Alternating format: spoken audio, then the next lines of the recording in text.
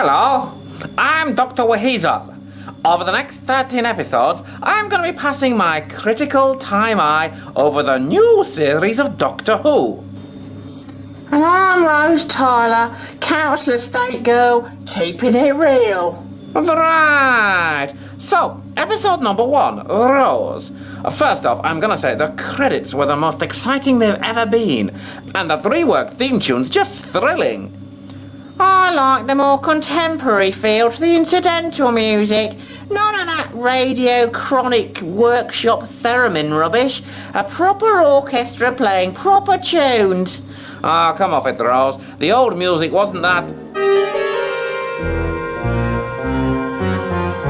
I stand corrected. It was dreadful. Now, Rose had to establish who the Doctor was, and it had to do it lickety-split. And it did. By 16 minutes in, we'd met Rose and family, had walking plastic people, been introduced to a rather manic doctor, and been told to run. Twice.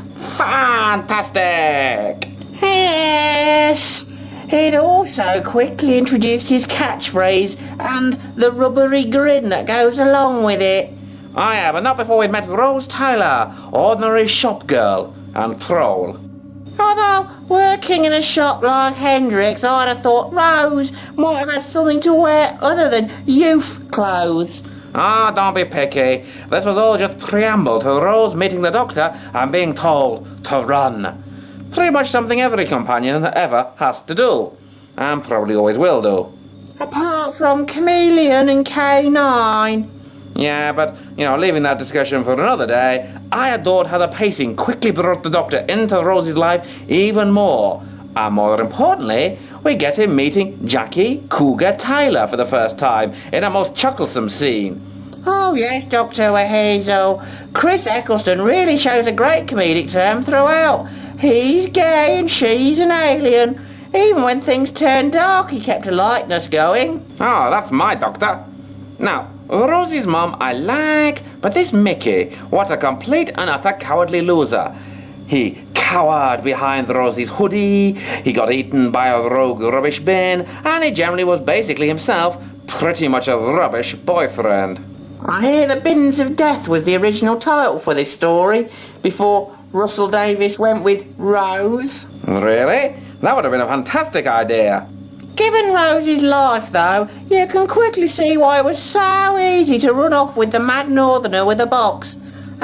Speaking of which, Doctor WHeasel, Yes?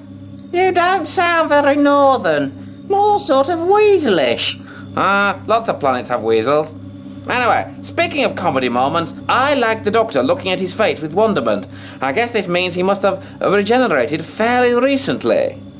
But what causes off-screen death? I was very disappointed they didn't at least try and explain what happened. Well, there's only way we can find out the cause for sure. Scour the time vortex? Page the matrix?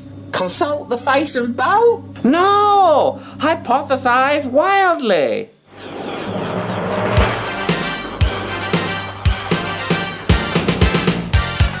At number 5, it's drinking poisonous tea with a nightmare child. Climbing up 6 places to 4, it's forgetting the water wings of Rassilon and drowning in the TARDIS pool. Now move on at 3 with going a bit evil over Adric's death. Again, and deciding to end it all.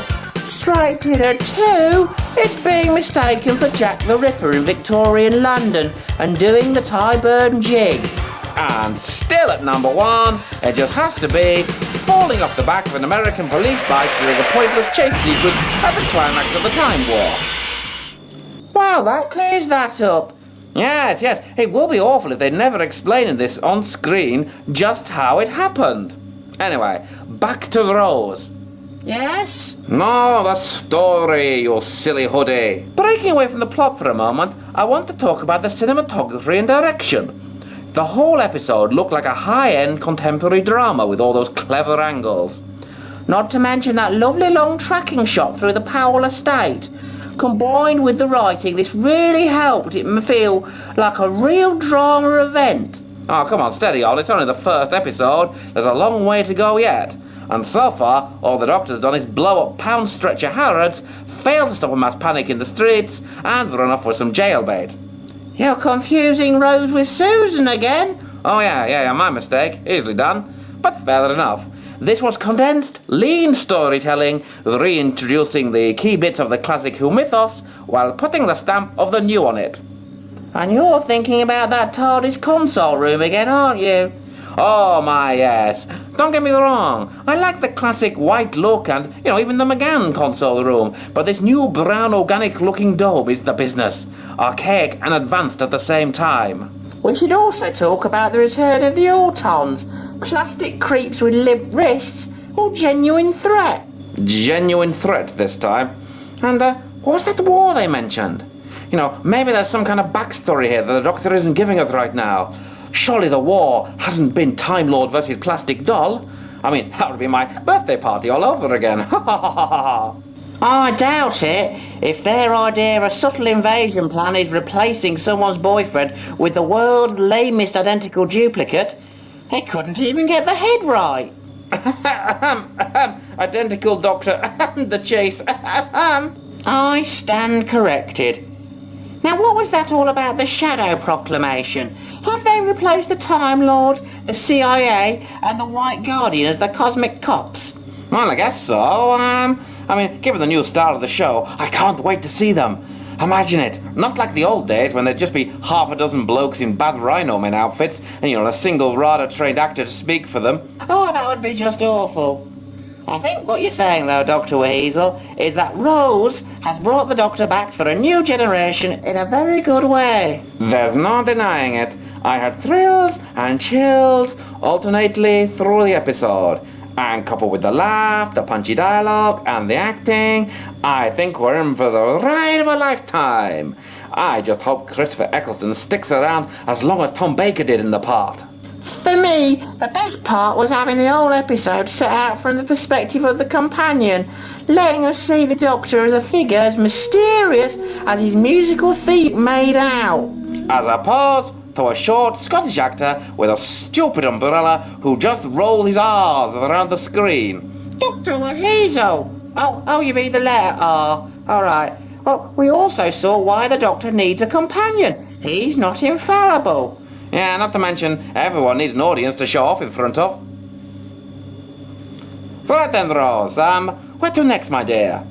How about somewhere with exotic trees, strange fauna, and lots of sun? A bit like Barcelona, only very, very far away. Very far away. I know just the place. Lots and lots of sun. Probably a bit more than you want, actually.